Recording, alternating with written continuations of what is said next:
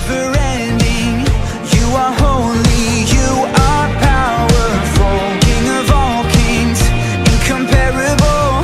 You are wonderful, you are so amazing. God, you are almighty, stronger, you are so amazing. Darkness you defeated, Jesus, you are so amazing. God, you are almighty, stronger, you are so amazing. Efesios 2:8, se la tienen.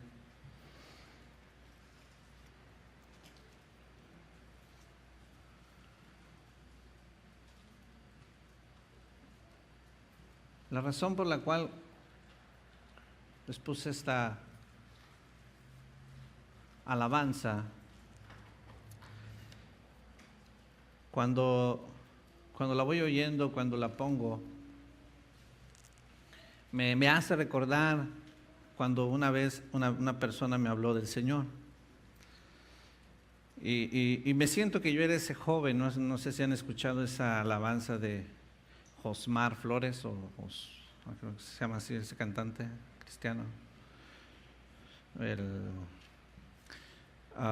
Una que dice que yo soy ese joven, yo soy ese, ¿verdad?, que estaba tirado en ese bar, drogado, ¿verdad?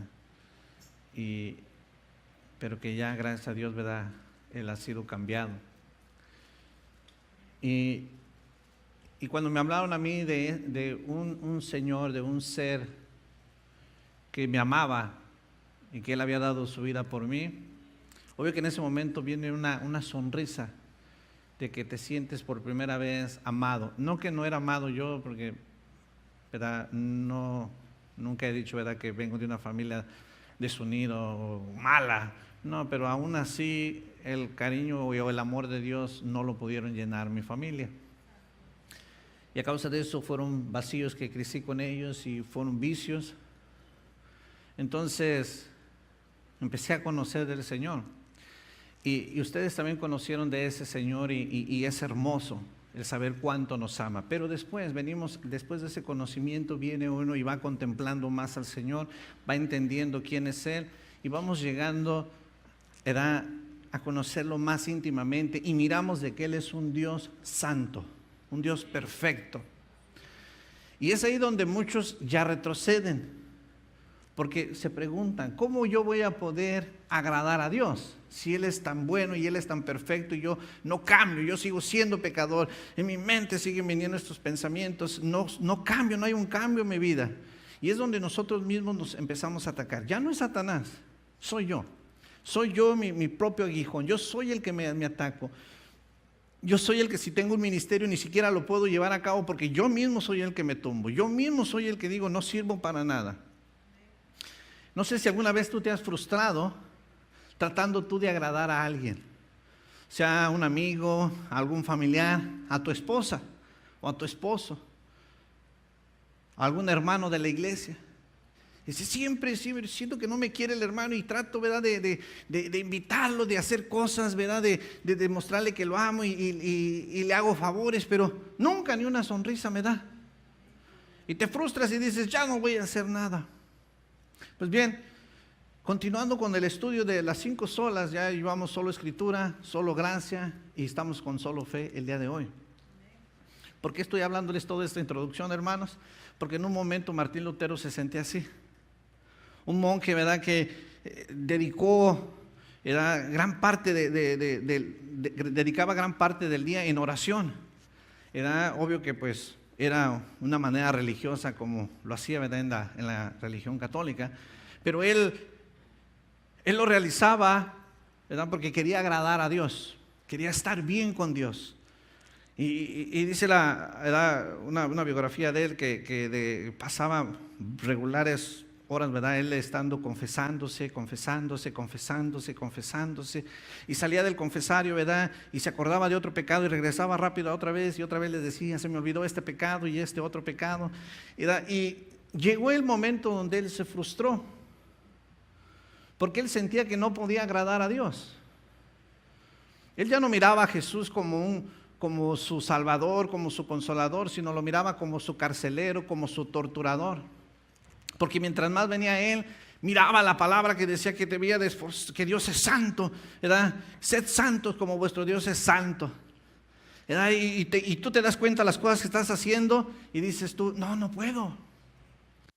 Y él quería agradar a Dios y quería agradar a Dios, pero no podía llegar a agradar a Dios. No sentía ese consuelo en su alma, ese descanso en su alma. De que cuando uno viene a Dios y aunque tú eres pecador y vienes, pero le hablas con todo tu corazón y eres honesto, tú te puedes ir tranquilo de que tú llegaste y hablaste con el Señor. Pero en veces hay personas que quieren agradarlo, ¿verdad? Haciendo cosas. Recordamos, ¿verdad? La religión tradicional, ¿verdad? Cómo hacen ritos, ¿verdad? Cómo hacen cosas para agradar a Dios. Y andan haciendo grandes montones de cosas pensando que con eso van a agradar a Dios. Y como no sienten descanso en su alma, andan haciendo una cosa tras otra, veladoras, rosarios, mandas, ¿verdad? Hacen peregrinaciones, ¿verdad? Y hacen cualquier cosa con tal de querer agradar a Dios, tener un descanso, una paz dentro de ellos. Pero Martín, ¿verdad? Una vez dice que le preguntaron que si él amaba a Dios y él respondió, ¿amar a Dios? Sí, a veces lo odio. Y se entiende, porque era una persona que se quería esforzar, pero no podía agradar a Dios. Estamos hablando de un hombre religioso. Amar a Dios, en veces hasta lo odio. Podemos decir, ¿qué palabras de ese hombre? ¿Cómo salió de él? Es que era la frustración que ya existía en él. ¿Cómo poder agradar a Dios? Pero él estaba siguiendo un ritual, una manera que había sido establecida para él, puesta por hombres, de llegar a Dios. Pero él lo miraba imposible de llegar a Dios. Era imposible llegar a Dios a través de ordenanzas, de doctrinas de hombres. Y él lo miraba cada vez más difícil, mientras más se esforzaba, más lejos estaba de Dios. Pero siendo él un teólogo, un maestro, ¿verdad? En el año 1516, cuando él está estudiando el libro de Romanos, llega a un versículo hermoso donde dice, el justo por la fe vivirá. Amén. El justo por la fe vivirá. Ahí se le abren sus ojos. Más bien el Señor se los abre y él empieza a entender, para agradar a Dios no es por obras, sino necesitamos tener fe. Tenemos que saber o creer que Él existe. Él ya hizo todo por mí, no hay nada que yo pueda hacer, porque todo lo que se pudiera hacer fue hecho por nuestro Señor Jesucristo. Amén. Pregúntense esto. ¿Habrá algo que tú y yo podamos hacer para poder ganar o obtener la salvación? La semana pasada estuve mirando acerca de toda la depravación total que existe dentro del ser humano. Una persona no mata, o que viola, que hace cualquier crimen, no lo hace porque podemos decir que pobrecito de niño sufrió, tuvo unos papás que no le educaron, no fue guiado por un camino correcto, no hizo sus errores por eso. ¿Por qué llegó a ser una persona tan cruel, tan mala? Porque dentro de él ya estaba esa depravación. En toda la humanidad está. Por eso es de que por naturaleza todos pecamos. Por naturaleza todos hacemos todo lo contrario a Dios. Y estuvimos mirando cómo gracias a que Dios vino, pone su espíritu dentro de nosotros, eso es lo que nos ayuda a frenar la maldad. Por eso es de que ahora ya le pensamos un poquito más antes de hacer cosas. Espero que le piensen un poquito. ¿Por qué? Porque ya empezamos a entender de que yo, por mí mismo, yo no puedo hacer las cosas. Y gracias a que Dios me ama, ¿verdad? Estoy mirando cómo la palabra de Dios es la que tiene toda respuesta a mi vida. Y por gracia, yo he sido rescatado. Por gracia, he sido perdonado, mis pecados fueron perdonados. Entonces ahora ya no soy una persona, ¿verdad?, totalmente depravada, sino ahora soy un hijo de Dios. Un hijo de Dios que todavía sigue en este cuerpo pecador, pero ahora el Señor mora dentro de mí. Y Él es el que día con día conmigo va caminando, va luchando, me va guiando para alcanzar esa perfección, llegar a la estatura del varón perfecto, el cual es Cristo Jesús. Amén. No hay nada que podamos hacer nosotros, porque no hay nada bueno que pueda salir de nosotros. Efesios 2, versículo 8 dice así la palabra del Señor. Ya todos están ahí. La leemos todos en el nombre del Padre, del Hijo y del Espíritu Santo.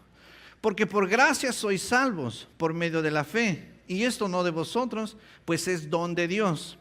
No por obras para que nadie se gloríe, porque somos hechura suya, creados en Cristo Jesús para buenas obras, las cuales Dios preparó de antemano para que anduviésemos en ellas. Aleluya. La gente de hoy en día, ¿verdad? Podemos preguntarle, mira, ¿cómo crees que podrás llegar al cielo? ¿Tú crees que vas a entrar al reino de los cielos?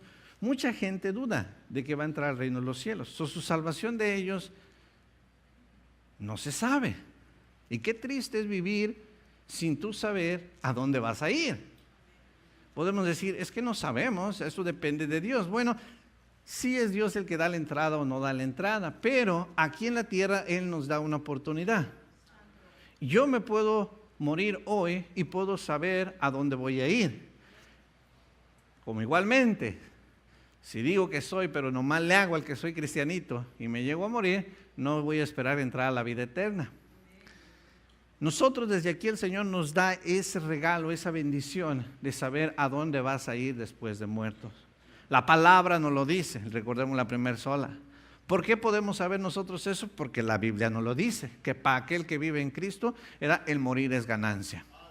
Amén. Tú vives en Cristo, vives con el Señor. Cuando llegue el momento en que el Señor te diga, es tiempo de que te vengas, va a doler a los familiares, va a doler a los seres queridos, pero tú, por ese momentito, a lo mejor te va a dar tristeza dejar a los tuyos, pero por otro lado, vas a estar contento de decir, ya acabé.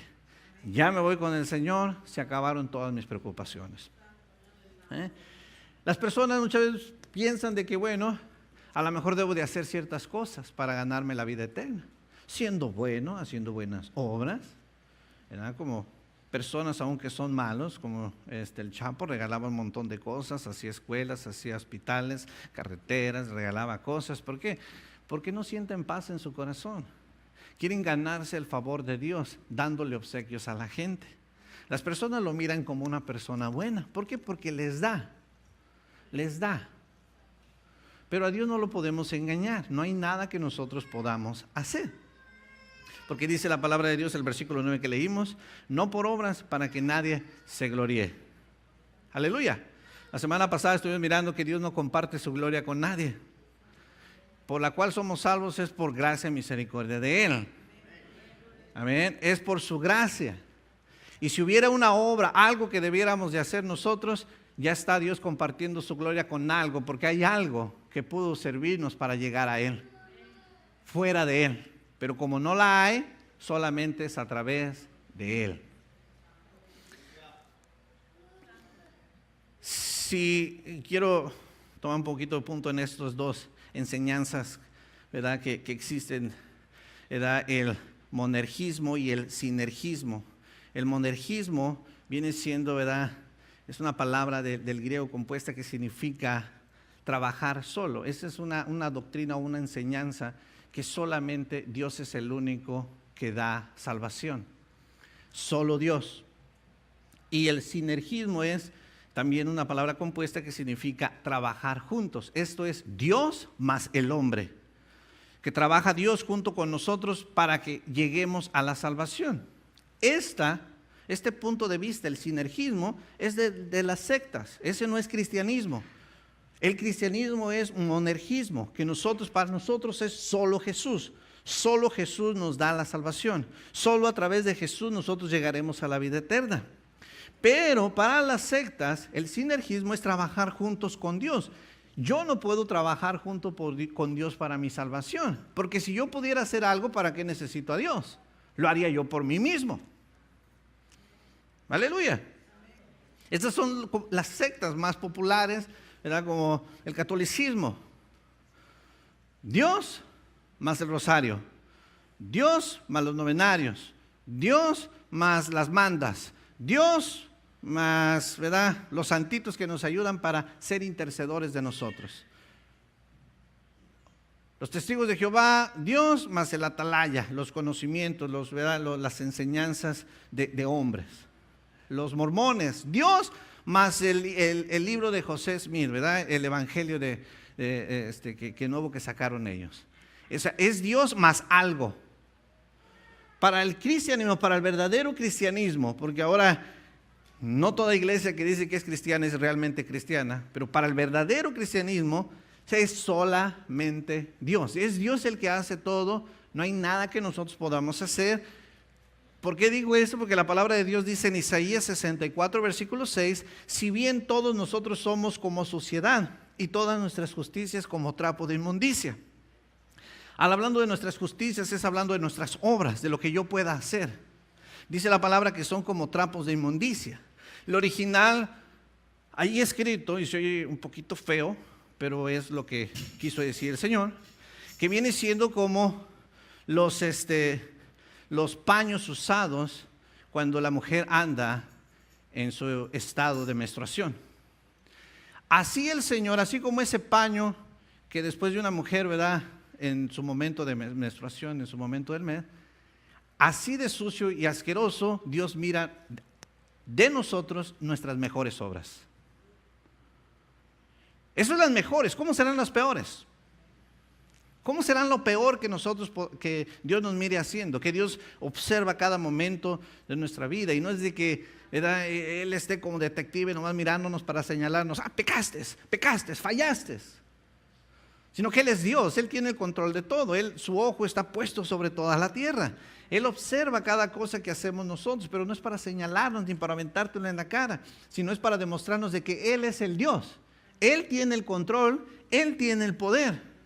Él puede parar todo lo malo del mundo, pero ¿por qué no lo hace? Porque todo está funcionando porque así Él lo ha destinado. Él hubiera haber podido parar el terremoto que sucedió, pero ¿por qué no? Porque todo se está cumpliendo a lo que Él escribió. Él tiene el poder para controlarlo. Job no renegó, no maldijo a Dios con todas las pruebas, pero sí llegó el momento que lo cuestionó. Y Dios no le responde su pregunta, sino Él le hace un montón de preguntas. ¿Dónde estabas tú cuando yo hice el mundo? ¿Dónde estabas tú cuando yo hice esto? ¿Acaso eras tú cuando estabas presente cuando yo hice esto? Cuando termina Dios de hacerle más preguntas, Job empieza a analizar diciendo, sí es cierto, Señor, tú eres Dios. Tú eres en verdad el Dios. Tú tienes el poder. Tú hiciste todo. Diciendo, discúlpame, he abierto mi boca cuando no la tuve que haber hablado. Amén. Ahí Dios le demostró, mira, yo tengo el poder, yo pude haber evitado eso, pero si aún he permitido esto es porque para mí hay algo todavía mejor que tengo. No que Dios se complace en vernos sufrir, porque en esta manera que les dije, se gozan los no creyentes, los ateos, en decir, mira, entonces toda la maldad Dios tiene un porqué, pero lo hacen, ¿verdad?, burlándose. Porque diciendo, pues es que es la respuesta la que puedes sacar solamente porque no tenemos una respuesta para por qué Dios permite el mal. Pero ya en los temas pasados que hemos hablado, ¿por qué Dios permite el mal? No es de que lo permita, sino es de la maldad que el hombre ha decidido vivir. Esa es la maldad en la que nosotros hemos decidido vivir. ¿Por qué hay tanta violencia? Nosotros así la quisimos. ¿Por qué? Porque el hombre ha rechazado a Dios. Aleluya. Pero dice un versículo en la Biblia, Juan 5:29 dice, y los que hicieron lo bueno saldrán a resurrección de vida, mas los que hicieron lo malo a resurrección de condenación. Bueno, entonces, hermanos, se está confundiendo la palabra de Dios, porque la Biblia está diciendo ahí, y es Jesús hablando, el que dice que los que hicieron lo bueno resucitarán a vida eterna, y los que hicieron lo malo a condenación eterna. Pues bien, lo único bueno que tú y yo podemos hacer es recibir a Jesús como nuestro Señor y Salvador. Eso es lo único bueno que tú y yo podemos hacer. Y aún así, el que tú y yo recibimos a Jesucristo en nuestra vida, no fue porque nosotros lo quisimos hacer, sino porque Él así lo quiso.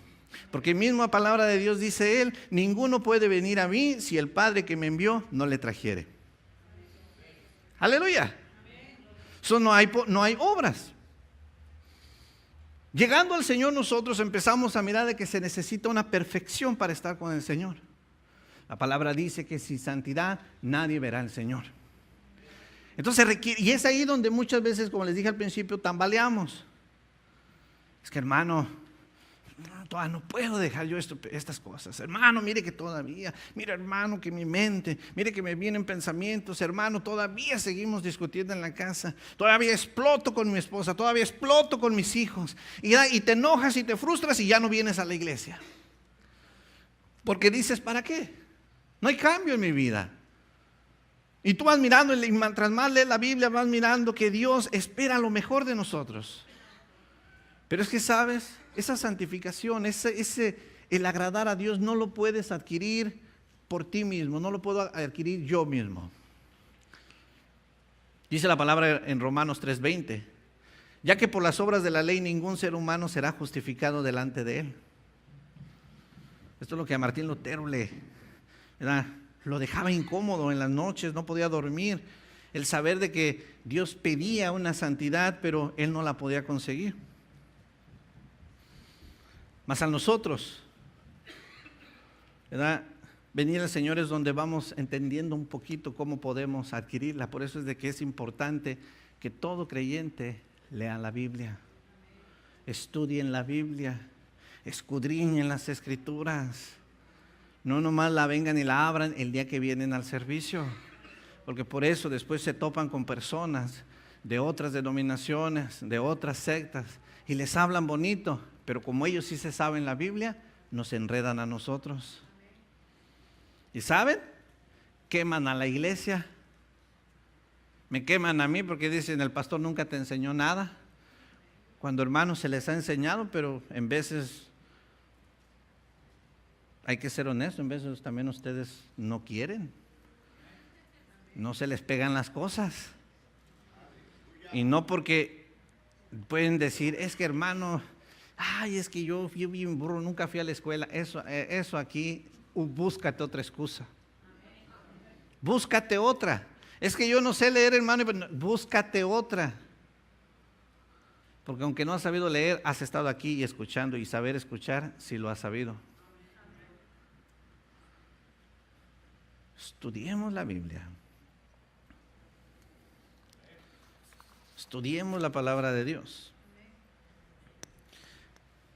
Hablamos de que ni la justificación no viene por medio del hombre, no hay nada que tú y yo podamos para ser justificados. Al hablar de justificado, estamos hablando de que Dios te declare justo. Que seas una persona justa delante de Dios, eres justificado. Muchas veces nosotros nos justificamos por nuestras acciones. Pecas y dices, ay hermano, es que yo hice esto por esto. El hijo pródigo, él tan solo llegó y dijo, le diré a mi padre, he pecado contra el cielo y contra ti, Padre. No merezco que me llames hijo, no merezco que me... Nada, tan solo trátame como a uno de tus hijos. Si llega y así lo dice ante el Padre. Él llegó y hizo un arrepentimiento genuino, pero no se justificó. Porque la justificación no podía venir de él. Él había fallado. Pero si hubiera llegado, mira papá, que pequé, es que tú sabes, soy joven, y tú sabes cómo es la adolescencia, viejo, me dejé llevar por mis amigos, las influencias, pero ya los dejé. Perdóname. ¿Él llegó humilde? No. Él quiso ser justificado por lo que él iba a decirle a su papá. Y muchas veces así nosotros somos con Dios. Ay, Señor, me peleé con el hermano, pero ay, tú sabes, ya no lo aguanto. Tú sabes, tú lo conoces. Y tarde o temprano, o él o yo íbamos a explotar. Eso no es bueno, eso no es correcto que tú hables con Dios de esa manera. Si fallaste, no importa si fue tu culpa o no fue tu culpa, pero tú también explotaste, reconócelo. Fallé, Señor. No tuve que hacerlo, he pecado. Y pide perdón. Discúlpeme, hermano. Y ya no saquen el punto, el por qué fue, porque tan solo perdóneme. Porque ¿para qué justificarnos los unos a los otros? ¿Verdad? No hay nada que podamos hacer nosotros, así para que ni siquiera le intenten. ¿Pecaste? Reconoce tu pecado delante de Dios. Y Dios es el que al final Él es el que puede justificarnos a nosotros. Pero bueno, no hay ningún mérito, ningún rito, ninguna institución que te haga hacerte sentir o que te diga que tú estás justificado delante de Dios. Ninguna institución, perdón. No hay ninguna iglesia, ninguna religión o institución que diga, si vienes aquí tenemos la verdad, vas a ver que Dios te ama, aquí sí vas a ser un verdadero hijo de Dios, esta es la verdad solamente, los de aquí somos los que vamos a entrar al reino de los cielos, los demás no. No lo creas, porque no funciona así. Aquí tenemos la verdad. Invencible, mi Dios, solo tú